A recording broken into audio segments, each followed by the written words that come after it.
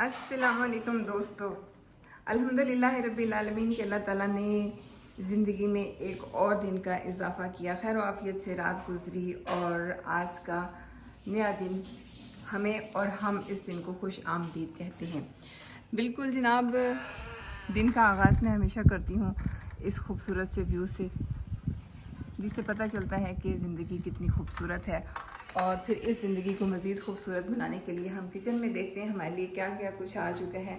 अल्लाह ताला की बेशुमार नेमतें आ चुकी हैं। हमारे घर आज कुछ गेस्ट आ रहे हैं, ये उनका रिज़्क अल्लाह ताला ने हमें भेजा है। और ये देखिएगा, ये हमारी बिल्ली के छिछड़े जिसके ख्वाब आते हैं बिल्लियों को, लेकिन ये लिफाफे में बंद कर उनके लिए आ चुके हैं। ये गोश्त आया है, बोनलेस है, इससे मैं कबाब बनाऊंगी मेहमानों के लिए। और बाकी ये चीज़ें हैं, इनसे पता नहीं क्या क्या कुछ बनेगा। हम आ चुके हैं किचन में। अच्छा, कल मुझे बहुत सारे दोस्तों ने मैसेज करके कहा कि भी आपने हमें साग की फाइनल शेप नहीं दिखाई, तो मैंने कहा कि भी मैंने साग को कल फाइनल किया ही नहीं था। इसकी वजह ये थी कि मैंने बताया था आपको कि मेरे पास हैंड ब्लेंडर नहीं है इस घर में, जिसकी वजह से मैं इसको पूरी तौर पर ग्राइंड नहीं कर सकी थी साग को। तो बाद में फिर मैंने जग में उसको ग्राइंड कर लिया और उसकी ये शेप, ये इस तरह से साग आप तैयार करके रख लें या किसी के घर में भेजना है तड़का लगा कर भेज दें, लेकिन मैं इसको इसी तरीके से रख देती हूँ। फिर जब जैसे आज हमारे घर गेस्ट आ रहे हैं तो उनको हमने साग खिलाना है, तो ये देखें, ये प्याज का तड़का लगाऊंगी, प्याज लहसुन अदरक का पेस्ट, वो सारी चीज़ें इसमें डालकर फिर साग डाल देंगे, तो फिर साग हमारा तैयार हो जाएगा। ये देखिए, मैंने कल आपको बताया था कि बच्चे हमारे देसी खाने पसंद नहीं करते। ये इन लोगों ने खुद ही पता नहीं क्या क्या कुछ बनाया है, शायद पास्ता बनाया है। तो कहने का मतलब ये है कि जो खाने मैं बनाती हूँ, जैसे सब्जियाँ हो गई, गोश्त हो गया, जो भी हो गया, वो बस हम लोग ही खाते हैं।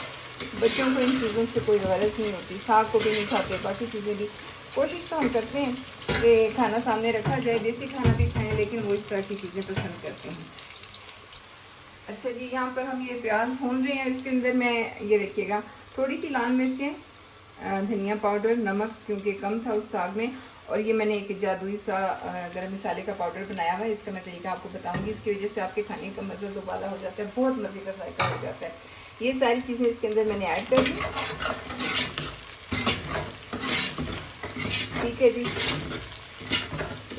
इस तरह से करके अब इसमें मैं शामिल कर दूँगी ये साग जो मैंने कल बनाया था, और फिर इसको मैंने बिस्मिल्लाहिर्रहमानिर्रहीम ग्राइंड भी किया था। ये देखिएगा, ये इकट्ठा काफ़ी सारा साग बना हुआ।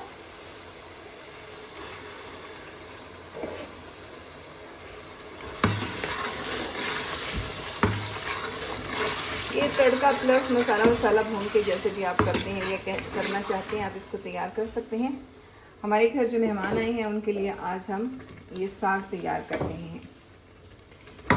ठीक है जी, ये देखिएगा, ये इसकी शक्ल निकलेगी। अभी थोड़ी देर में ये इसका ऑयल जो है वो ऊपर आ जाएगा और साग हो जाएगा तैयार, निहायत मज़ेदार इंशाल्लाह।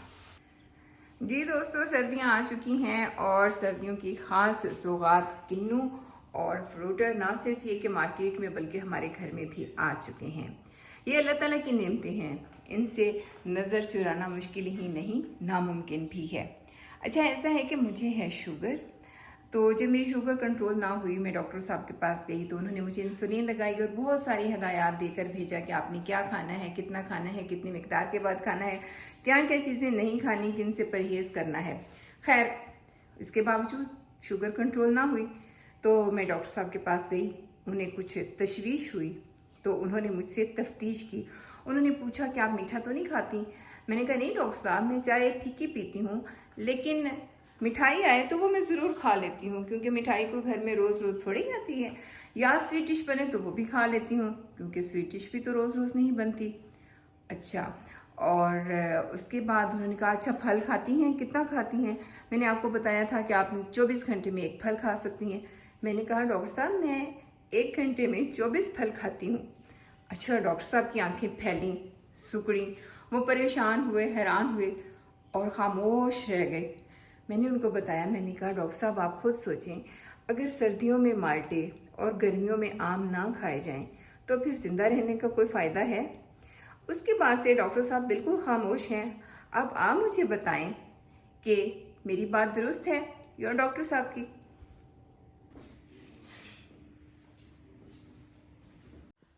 और ये जी शामी कबाब तैयार हो रहे हैं। अच्छा, मैं जब भी दावत करती हूँ तो जो मीठा है वो पहले से बना कर रख देती हूँ ताकि वो ठंडा हो जाए। ये देखें जी, हमारा कस्टर्ड तैयार हो चुका है। इस पे अब हम ये मुख्तलिफ़ रंगों की जेली के साथ इसकी खूबसूरती में इजाफ़ा कर रहे हैं। देखने में भी अच्छा लगता है, खाने में भी फिर कस्टर्ड अच्छा लगता है। और जब तक हमारा बाकी खाना तैयार होगा, मीठा हमारा ठंडा हो जाएगा, स्वीट डिश, और इसको फिर सब बड़े शौक़ से खाती हैं और ये माशाल्लाह बना भी बहुत अच्छा था।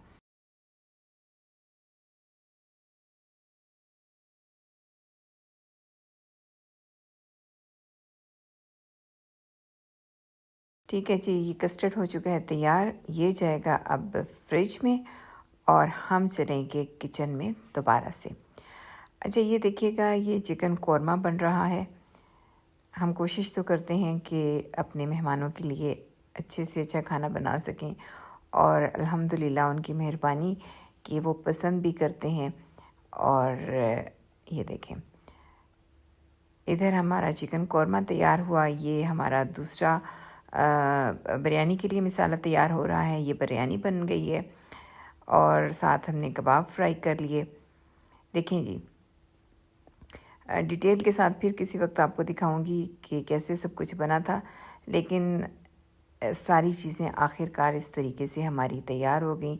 कस्टर्ड भी आ गया, बिरयानी भी आ गई, ये चिकन रोस्ट भी आ गया, सलाद भी था, चिकन कोरमा भी था, कबाब भी थे, और ये हरी चटनी जो मैं उसके ये दही के साथ है, और दूसरी जो है वो मैं हरा धनिया, पुदीना, हरी मिर्चें और सिरके के साथ ग्रीन चटनी बनाती हूँ, जो सब लोग बहुत बेहद पसंद करते हैं। सलाद तो आपको पता है, आखिरकार फिर वो बंदा थक जाता है, उसका तो खाली गुजारा ही होता है कि चलें जी आखिर में ये काम भी हो गया, सारी चीज़ें पूरी हो गई।